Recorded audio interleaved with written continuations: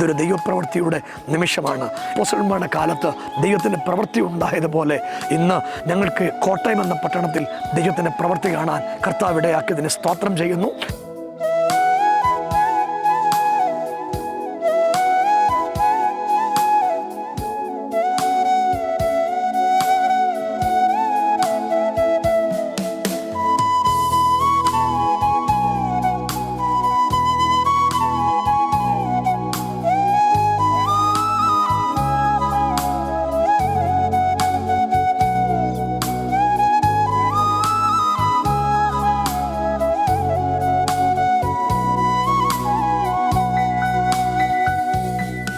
നീ ഇന്ന് രാവിലെ ഇറങ്ങിയപ്പോൾ ഉടേ തമ്പുരാനോട് ചോദിച്ചു, തമ്പുരാനെ ഇതൊക്കെ നീ കാണുന്നില്ലയോ?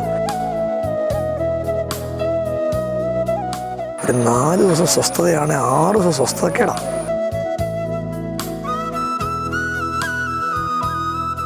ഞാൻ അവളെ കണ്ടപ്പോൾ യേശുവിനോട് പറഞ്ഞു, ഒരു ഹാൻഡിക്യാപ്ഡ് ആയിട്ടുള്ള ഒരാളെ അവൾ കല്യാണം കഴിച്ചു, അവൾക്ക് പിള്ളേരില്ല. അവളെ ഞാൻ അടുത്ത പ്രാവശ്യം കാണുമ്പോൾ നിനക്കൊരു കൊച്ചുണ്ടാവും.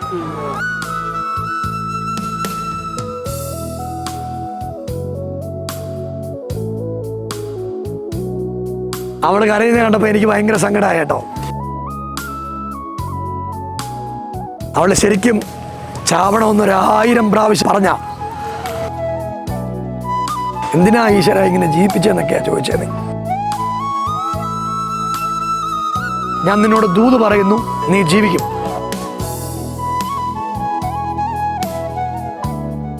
നമ്മൾ ശരിക്കും ഒരു ടൂറിന് വേണ്ടിയാ വന്നേ, പക്ഷേ ഇവിടെ നമ്മൾ വന്ന ഒരു ദൈവത്തിന്റെ നിയോഗമായിരുന്നു. കുട്ടികൾക്ക് വേണ്ടി ഒക്കെ പ്രാർത്ഥിക്കാനാണ് ദൈവം നമ്മളെ കൊണ്ട്.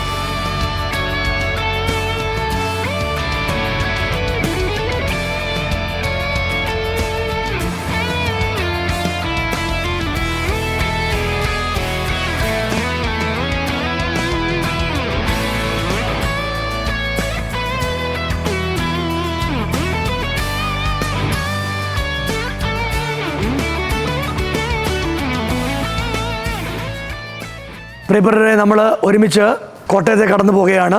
ഓൾഡ് ഏജ് ഹോമിലെ അന്തേവാസികൾ, VBSലെ കുഞ്ഞുങ്ങൾ, നമ്മൾ ഒരുമിച്ച് ഇവിടുന്ന് യാത്ര ചെയ്യുകയാണ്. നമ്മൾ ഒരുമിച്ച് പ്രാർത്ഥിച്ച് ഇവിടുന്ന് യാത്ര ചെയ്യുന്നു.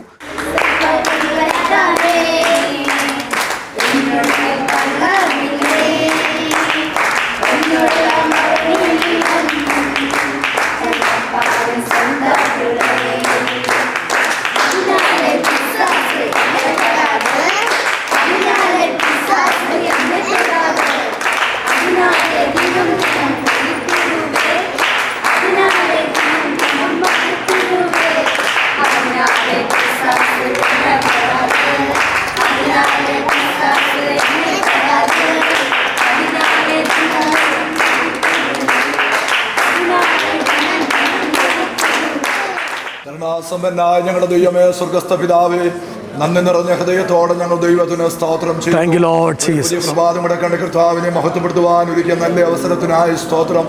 പല സ്ഥലങ്ങളിലും പല ഭയങ്ങളുമായി ഞങ്ങൾക്ക് ഒന്നിച്ച് കടന്നു വരുവാൻ ദൈവം സഹായിച്ചല്ലോ. അഭിഷേകത്തിന് ഒന്നിച്ച് ഞങ്ങൾ കടന്നു പോകുന്ന യാത്രയിൽ കൂടെ ഇരിക്കണമേ. കടത്തുരുതിയിലേക്ക് ഞങ്ങൾ കടന്നു പോകുന്ന ദൈവത്തിൻ്റെ തിരുസാന്നിധ്യം കൂടെ ഇരിക്കണമേ. വാഹനങ്ങളെ ഇവിടെ നിയന്ത്രിക്കണമേ. യാത്രയ്ക്ക് വേണ്ടതായ ആരോഗ്യം ബലം എല്ലാവരുടെ മേലും പകരുമാറാകണമെന്ന് പ്രാർത്ഥിക്കുന്നു. ക്ഷേമത്തോടുപോയി മടങ്ങി വരുവോളം വിരിക്കപ്പെട്ട ചെറുകന്റെ മറവിൽ ഞങ്ങളെ പരിപാലിക്കണം. ബലമുള്ള കരങ്ങളിൽ സമർപ്പിച്ച സ്തോത്രം ചെയ്ത ദൈവത്തോട് ഞങ്ങൾ പ്രാർത്ഥിക്കുന്നു. കർത്താവേ, അവിടുത്തെ കരങ്ങൾ താഴ്ത്തുന്നു. പ്രാർത്ഥന നന്ദി, യേശു ക്രിസ്തുവിൻ നാമത്തിൽ തന്നെ. പ്രിയപ്പെട്ടവരെ, നമ്മൾ ഒരുമിച്ച് യാത്ര ചെയ്യുകയാണ്. ഈ നമ്മൾ പോകുന്ന കൂട്ടത്തിൽ നമ്മൾ ഒരുപാട് ആളുകളുണ്ട്. 10, 60, 62 പേരുണ്ട്. നിങ്ങൾ കൂട്ടം തെറ്റിപ്പോകരുത്. നമ്മൾ വെള്ളത്തിൽ ഇറങ്ങണം. വെള്ളത്തിൽ ഇറങ്ങാൻ ആരോഗ്യമുള്ള ആളുകൾ വെള്ളത്തിൽ ഇറങ്ങണം. വണ്ടിക്ക് നടന്നു പോകാൻ പറ്റാത്ത ആളുകളെ വണ്ടി നമ്മൾ കൊണ്ടുപോകും. മാക്സിമം നിങ്ങൾക്ക് എൻജോയ് ചെയ്യാം. സന്തോഷത്തോടെ നമുക്ക് യാത്ര ചെയ്യാം. ആളുകൾ, സഹോദരന്മാർ പ്രത്യേകം ശ്രദ്ധിക്കണം. ഓൾഡ് ഏജ് ഹോമിലെ ആളുകൾ, നിങ്ങൾ കൂട്ടം തെറ്റി പോകരുത്. ഈ നിങ്ങൾ നിൽക്കേണ്ട സ്ഥലത്തല്ലാതെ അതിൻ്റെ വെളിയിൽ നിങ്ങൾ പോകരുത്. പ്രത്യേകിച്ച് ആൺകുട്ടികളോട് ഞാൻ പറയുന്നു.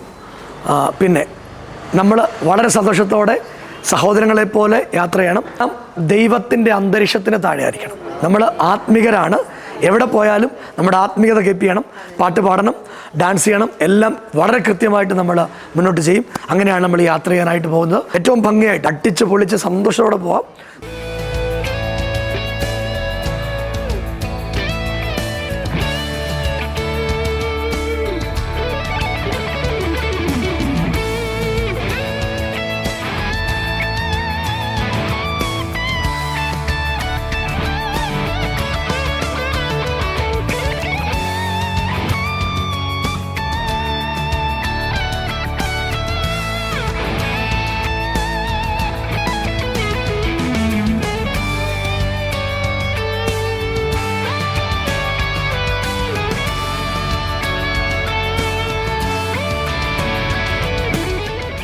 ആദ്യമായിട്ട് ടൂർ പോയിട്ടുള്ളവർ, ആദ്യമായിട്ട് വന്ന ആരുണ്ടോ?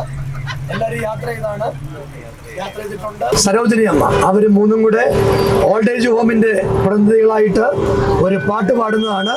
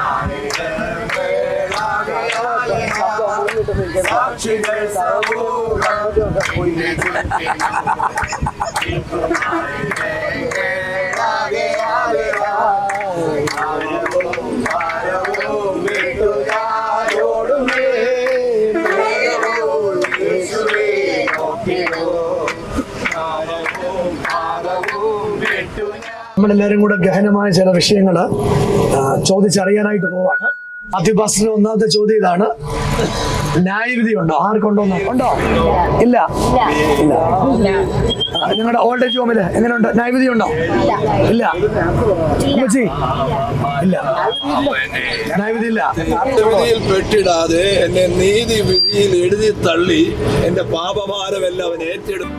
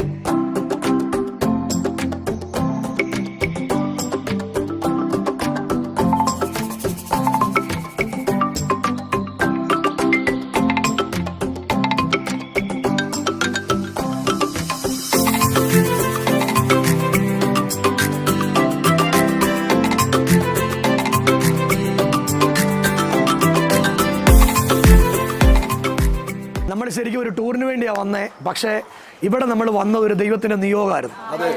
ഈ കുട്ടികൾക്ക് വേണ്ടി ഒക്കെ പ്രാർത്ഥിക്കാനാണ് ദൈവം നമ്മളെ കൊണ്ട്. ഞാൻ ഈ കുട്ടിയും ആ കോട്ടിട്ട കുട്ടിയൊക്കെ രാവിലെ വന്നിട്ട് എന്നെ വെൽക്കം ചെയ്യുമ്പോൾ യേശുവിനോട് പറഞ്ഞ് ആ കുട്ടി ഭയങ്കര സങ്കടത്തിലാണ്. പക്ഷേ എനിക്ക് കൃത്യമായിട്ട് അറിയാം, ഞാൻ പോകുന്നതിന് മുമ്പ് ഞാൻ പ്രാർത്ഥിച്ചിട്ടേ പോകുള്ളൂ, ഉറപ്പായിട്ടും. അതിനൊരു അവസരം ഉണ്ടാകുമെന്ന് കർത്താവിനോട് പറഞ്ഞാൽ നമ്മൾ പ്രാർത്ഥിക്കാൻ പോകുന്ന 2-3 കാര്യങ്ങൾ. ഒന്ന്, ഈ ജിൻസിക്ക് വേണ്ടി പ്രാർത്ഥിക്കണം. ജിൻസി വന്ന് രാവിലെ എന്നോട് സംസാരിക്കുമ്പോഴൊക്കെ ജിൻസിക്ക് 38 വയസ്സുണ്ട്. ജിൻസിയുടെ വിവാഹം നടന്നിട്ടില്ല. അടുത്ത പ്രാവശ്യം നമ്മൾ ജിൻസിയെ കാണുമ്പോൾ ജിൻസിയുടെ കല്യാണം നടക്കണം. നമ്മൾ ഇത്രയും പേര് പ്രാർത്ഥിച്ച ദൈവം ചെയ്യും. കുഞ്ഞെ, നിന്റെ കാര്യമൊക്കെ യേശു പറഞ്ഞു. നമ്മൾ തമ്മിൽ ആദ്യം കാണുക, അങ്ങനെയല്ലയോ? നിന്റെ ചേച്ചിയെ എനിക്കറിയത്തില്ല, വീടറിയത്തില്ല, ഒന്നും അറിയത്തില്ല. സത്യമല്ലേ? യേശു പറഞ്ഞ സത്യം. നിനക്ക് ആരോണ്ട് നിന്നോട് സംസാരിക്കുന്നത് തോന്നില്ലേ? ശരിക്കും അവൾ ശരിക്കും എന്നോട് പറഞ്ഞ ആരാണ്ട് അവളോട് സംസാരിക്കും എന്ന് വെച്ചാൽ അവൾ അതിശയിച്ചു പോയി. അവിടെ ചേച്ചിയുടെ കാര്യമൊക്കെ പറയുമ്പോൾ ഇത് ഒരു ദിവസമല്ല, എല്ലാ ദിവസവും അങ്ങനെയാണ് ചർച്ച നടക്കുന്നത്. ഈ സംഗീതം അങ്ങനെ വന്നയാളാണ്. സംഗീത MA ലിറ്ററേച്ചറുകാരനാണ്. ഇവൻ്റെ ഫാദർ ട്യൂട്ടോറിയം ചെയ്യുന്നയാളാണ്. ഇവൻ ഇംഗ്ലീഷ് പോയം എഴുതുന്നയാളാണ്, കവിത എഴുതുന്നയാളാണ്. പക്ഷേ മയക്കുമരുന്നിനും ലഹരിക്കും അടിമയായി ആർക്കും അവനെ വിടുവിക്കാൻ പറ്റിയില്ല. അങ്ങനെ ഇപ്പം വന്നിട്ട് കുറേ നാളായി. ദൈവത്തിൻ്റെ കൃപയാൽ ഇന്നിപ്പം ലഹരിയോട് അവൻ അഡിക്ഷൻ ഇല്ല, ഒരു കുഴപ്പമില്ലാതെ നിൽക്കുക. ഈ കാണുന്ന എല്ലാ കുട്ടികളും അങ്ങനെയാണ്. ഞങ്ങളുടെ ക്യാമറ എടുക്കുന്ന സന്തോഷ് ബ്രദർ ഉൾപ്പെടെ. സന്തോഷ് ബ്രദറൊക്കെ ഒരു ഹിന്ദു ബാക്ക്ഗ്രൗണ്ടിൽ നിന്ന് വന്ന ആളുകളാണ്. ഞങ്ങളുടെ എല്ലാ ആളുകളും അങ്ങനെയാണ് ഇവിടെ വന്നിട്ടുള്ളത്. നമ്മൾ ഇവർക്ക് 2 പേർക്കും വേണ്ടി പ്രാർത്ഥിക്കുകയാണ്. ഈ മോളുടെ ചേച്ചി യേശുവിൻ്റെ സാക്ഷിയാവണം. പിന്നെ ഞാൻ നിങ്ങളോട് ഒരു കാര്യം പറയുക, ഇവൾ യേശുവിൻ്റെ ആളാവും. അതിനൊരു സംശയമില്ല. അത് അവൾക്കും അറിയാം. വെല്ലുവിളി ആവും. അവൾ യേശുവിൻ്റെ ആളാവും. അവിടെ വിവാഹം നടക്കുന്ന അങ്ങനെ ആയിരിക്കും. അങ്ങനല്ലയോ? ആയിരിക്കും. അവള് ഒരു വിശ്വാസിയായിരിക്കും. കല്യാണം കഴിക്കുന്നത് ഒരു വിശ്വാസ ജീവിതത്തിൽ അവൾ വരും. അത് നിമിത്തം അവിടെ വീട് രക്ഷപ്പെടും. ആ വീട് ഭാഗം വെക്കും. ഒരു വലിയ ദൈവത്തിൻ്റെ പ്രവൃത്തി ഉണ്ടാവും. നിങ്ങളെ ഇന്നും നിന്ദിക്കുന്നവരുടെയൊക്കെ മുമ്പിൽ ദൈവം നിങ്ങളെ ഉയർത്തി മാനിക്കും. നമ്മൾ ഇത്രയും പേരൊന്ന് പ്രാർത്ഥിക്കാൻ പോവാ. അതിനെ ഞങ്ങൾ ഒരുമിച്ച് പ്രാർത്ഥിക്കുക. തികച്ചും അവിചാരിതമായിട്ട് ഞങ്ങൾ ഇവിടെ വന്ന കർത്താവെ, അങ്ങയുടെ വലിയ പ്രവൃത്തിക്ക് നന്ദി പറയുക. ഞങ്ങളുടെ ജിൻസിയെ സമർപ്പിച്ച് പ്രാർത്ഥിക്കുന്നു. അവിടെ വിവാഹം നടക്കണം. അവിടെ സഹോദരനെ സമർപ്പിച്ച് പ്രാർത്ഥിക്കുക.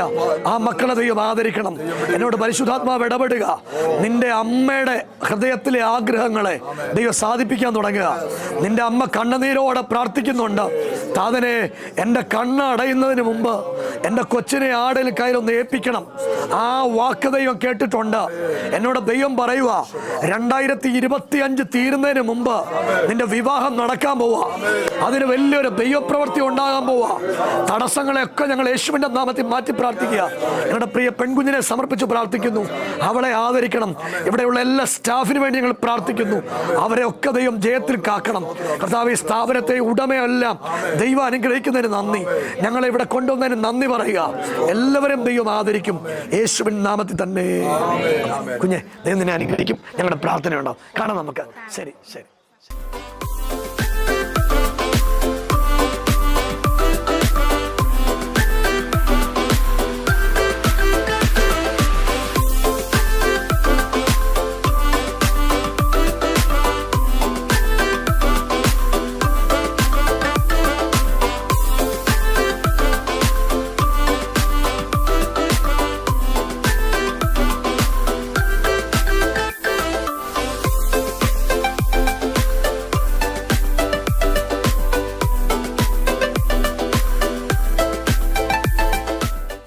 പ്രോഗ്രാം കഴിഞ്ഞ് മടങ്ങി വരികയാണ്. ഇന്നത്തെ പ്രോഗ്രാം ഏറ്റവും അനുഗ്രഹമായിരുന്നു. ഇവിടെയുള്ള നിരവധി കുഞ്ഞുങ്ങളോട് യേശുവിനെക്കുറിച്ച് പറയാൻ ദൈവം ഞങ്ങളുടെ ജീവിതത്തിൽ തന്നതാണ്.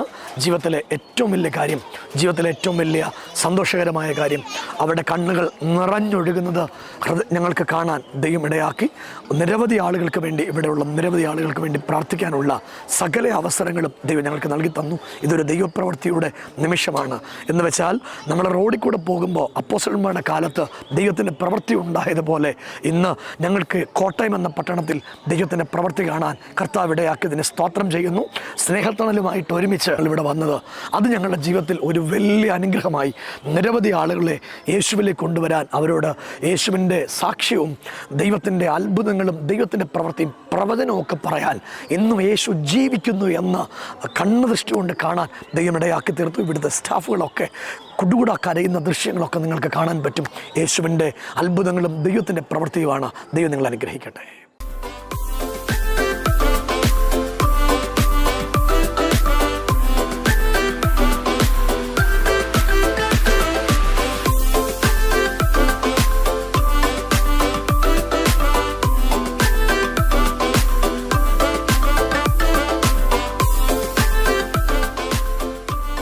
നിൻ്റെ വീട്ടുകാർക്ക് ആർക്കും ഈ കല്യാണത്തിന് താല്പര്യമില്ലായിരുന്നു. നിൻ്റെ ഒരാടെ പിടിവാശി കൊണ്ടാണ് നീ കല്യാണം കഴിച്ചത്, അങ്ങനെ അല്ലയോ? ആന്നു. എന്നോട് ദൈവം അങ്ങനെ പറയുക. ഇപ്പോൾ അതിൻ്റെ സ്വസ്ഥതക്കേടും ബുദ്ധിമുട്ടും ഒക്കെ നീ അനുഭവിക്കുക.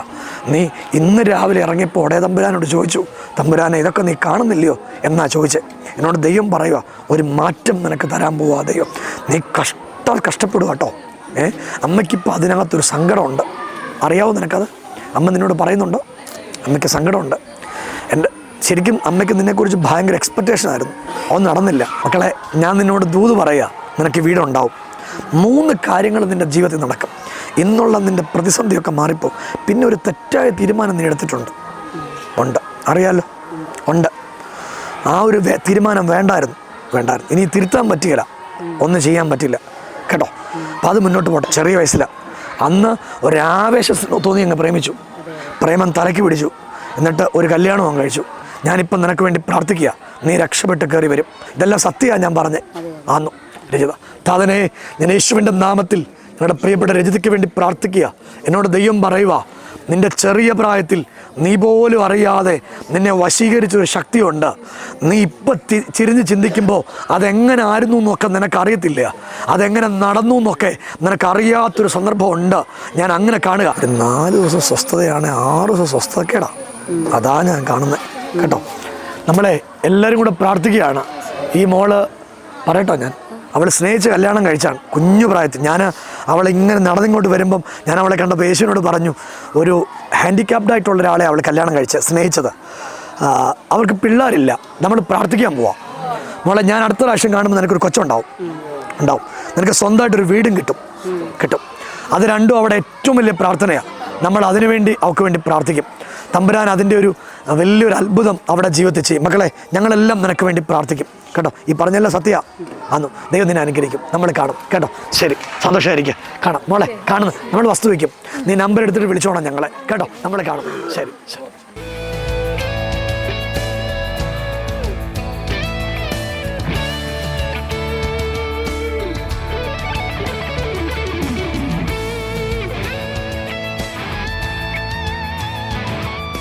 ഈ മോള് നമ്മുടെ യൂട്യൂബിൽ നമ്മുടെ വീഡിയോ കാണുന്ന ആളാണ്. അവൾ പ്രാർത്ഥിക്കാൻ വന്നതാണ്. അവൾ കരയുന്നത് കണ്ടപ്പോൾ എനിക്ക് ഭയങ്കര സങ്കടമായി കേട്ടോ. അവൾക്ക് മാത്രം അറിയാവുന്ന കാര്യമാണ് യേശുവിനോട് പറഞ്ഞത്. അവൾക്ക് മാത്രമേ അറിയൂ. അത് ഇവർക്കറിയാമോ? അതൊക്കെ ആർക്കും അറിയത്തില്ല, വേറെ ഒരു മനുഷ്യർക്കും അറിയത്തില്ല. അവൾക്കും അറിയാം, ദൈവത്തിനും അറിയാം, വേറെ ആർക്കും അറിയത്തില്ല. അവൾ ശരിക്കും ചാവണമെന്നൊരു1000 പ്രാവശ്യം പറഞ്ഞ ശരിക്കും നമ്മുടെയൊക്കെ വീഡിയോ കണ്ടിട്ട് അവൾ ജീവിച്ചിരിക്കുന്നത്. ശരിക്കും നമ്മൾ പ്രാർത്ഥിക്കുകയാണ്. അവൾക്ക് 30 വയസ്സുണ്ട്. അവിടെ വിവാഹം നടക്കണം. അവൾക്ക് അമ്മയില്ല, രണ്ടാനമ്മയുള്ള അവളും കൂടെ ചേരുന്നില്ല. അങ്ങനൊരു കാര്യത്തിലാണ് അവൾ ജീവിക്കണ്ടെന്നൊക്കെ വെച്ചത്. പക്ഷെ മോളെ, ഞാൻ നിന്നോട് ദൂത് പറയുന്നു, നീ ജീവിക്കും. നിന്റെ വിവാഹം നടക്കും. നിന്റെ ഈ രണ്ടാനമ്മ കാണും. നിന്നെ എതിർത്ത എല്ലാവരും കാണും. പിന്നെ അവിടെ ഫാദർ ഒരു മദ്യപാനിയാണ്. നശിക്കാൻ അദ്ദേഹത്തിൻ്റെ അകത്ത് മദ്യത്തിൽ കൈവശം കൊടുത്തേക്കുക. നമ്മൾ ഇത്രയും പേര് പ്രാർത്ഥിച്ച ദൈവം അത് മാറ്റും. നമ്മളെല്ലാവരും കൂടെ ഒന്ന് പ്രാർത്ഥിക്കുകയാണ്. എന്തിനാ ഈശ്വര ഇങ്ങനെ ജീവിപ്പിച്ചതെന്നൊക്കെയാണ് ചോദിച്ചത്. ശരിക്കും അത്രയ്ക്ക് സങ്കടം നീ കണ്ടു. അതാ എന്നോട് തമ്പുരാൻ പറയുന്നത്. നമ്മളൊന്ന് പ്രാർത്ഥിച്ചാലോ? കുഞ്ഞെ, ഒന്നുകൂടെ പേര് പറയുമോ? താതനെ, ഞങ്ങളുടെ പ്രിയപ്പെട്ട സൗമ്യയ്ക്ക് വേണ്ടി പ്രാർത്ഥിക്കുക. അധികാരത്തോടെ യേശുവിൻ്റെ നാമത്തിൽ കർത്താവ്, ഇവിടേക്ക് ഞങ്ങളെ കൊണ്ടുവന്നതിൻ്റെ പിൻപിൽ തമ്പുരാനുള്ള വലിയ പദ്ധതിക്കായി സ്തോത്രം. ഈ കുഞ്ഞു കുടുകുടാ കരയുന്നത് സ്വർഗത്തിലെ ദൈവം കാണുന്നതിനായി സ്തോത്രം. മറ്റതള്ളേക്കാൾ കൂടുതൽ സ്നേഹിക്കുന്ന അങ്ങയുടെ വലിയ സ്നേഹത്തിനായി സ്തോത്രം ചെയ്യുക. ആഴമേറിയ ദൈവപ്രവൃത്തിയും കരുതലും അത്ഭുതങ്ങളും ഒക്കെ മകളോട് കൂടെ നിൽക്കണം. അവിടെ വിവാഹം നടക്കണം. ഇവളുടെ ബ്രദറിനെ ദൈവം ആദരിക്കും.